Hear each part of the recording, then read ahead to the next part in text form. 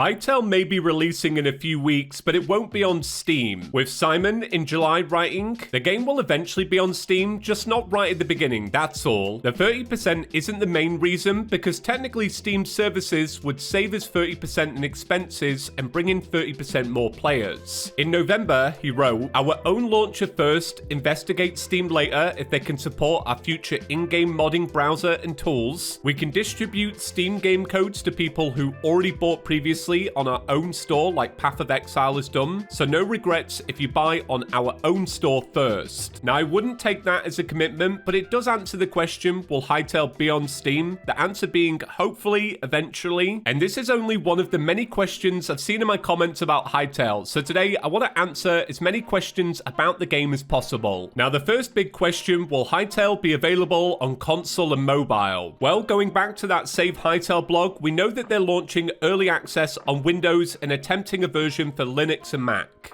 As for console and mobile, well, Simon wrote, mobile version, not going to happen for a while, unfortunately. And I would figure that's probably going to be the case with console as well. Will the game have regional pricing? Could not do regional pricing in time for early access, so I decided, F it, let's just drop the price of the game as a whole for everyone and hope for the best. Now, I think this question comes from the trailer because of how much is going on, but is Hytale single player? Hytale is single player, but there is something interesting going on under the hood. Essentially, when you play single player, you're booting up a server just for yourself, but it is still a server, which means if you're friends with somebody, rather than backing out and creating a multiplayer server, they can just join your single player world and it will already be a server. And with how mods work in Hytale, if you're running any mods on your single player world, when a player joins that world, they won't need to download anything. One question I saw a lot is, what is zones? Essentially, zones are different slices of the world and they have different names. Zone 1 is Emerald Grove, Zone 2 is the Howling Sands, Zone 3 is Borea, and Zone 4 is the Devastated Lands. Basically, you start in Zone 1, which is the friendliest, and then as you pass through different zones, theoretically, enemies get a little more difficult. If you think about Terraria, a zone isn't as simple as like one biome. Like Zone 1 isn't just the forest, and then Zone 2 is the desert. Each zone has a few different biomes that sort of blend together, and this goes from the very top of the world to the very bottom of the world. Years ago, they did tease Zone 5 and Zone 6, but never revealed what they were. A lot of people have pointed out the void hovering over Zone 5. Well, we gotta look at what it's like to craft a sword today, and one of the ingredients is a void heart, so theoretically, that might be from Zone 5. On that note, though, I did see people ask if there'll be different tiers of weapons and tools. Simon recently wrote, "We're thinking of making the Prisma tier be like this.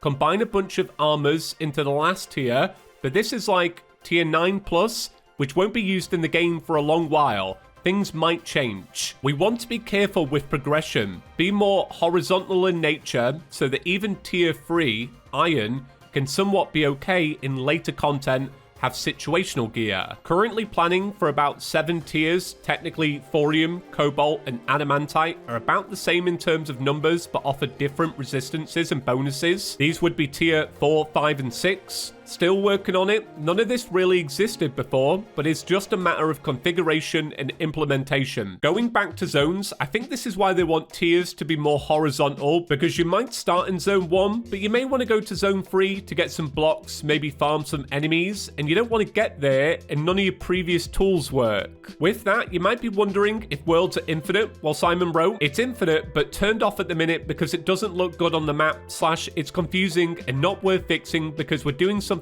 different that can be explained in an upcoming blog post. You can edit the config to turn it back on. The tech can make it work. Now, in regards to controller support, somebody asked, is controller supported? If not, is it planned to be in the future? Simon responded, not yet. Planned obviously for accessibility reasons first. I saw a lot of people asking if Hytale will run on the Steam Deck. As of right now, we don't know the minimum requirements of Hytale, so I can't answer that yet. I feel like anything is possible on the Steam Deck though, so even if you didn't have controller support, you could probably make something work with the little touchpads. Simon did write though, starting next week, we'll test Hytale across different hardware to determine the minimum specs, fix major issues, improve overall security, test the launcher, and finish up legal work to get the game ready for early access. By the end of that week, we'll announce a precise release date. As of the time of posting, that's this week, so hopefully by the end of the week, I can answer even more questions. There's still so much we don't know, so if you do have a question, leave me a comment down below and I'll keep an eye out for it. I want to keep people fully in the loop about Hytale, so if you haven't already, make sure to hit that subscribe button. I'm curious to hear from you lot. Is the Steam thing a deal breaker? Are you comfortable getting the game from Hytale's website? Maybe because I'm a classic Minecraft player, that just seems so normal to me, but how do you feel about it? That's it for today though. Thank you all for watching and I'll see you in the next one.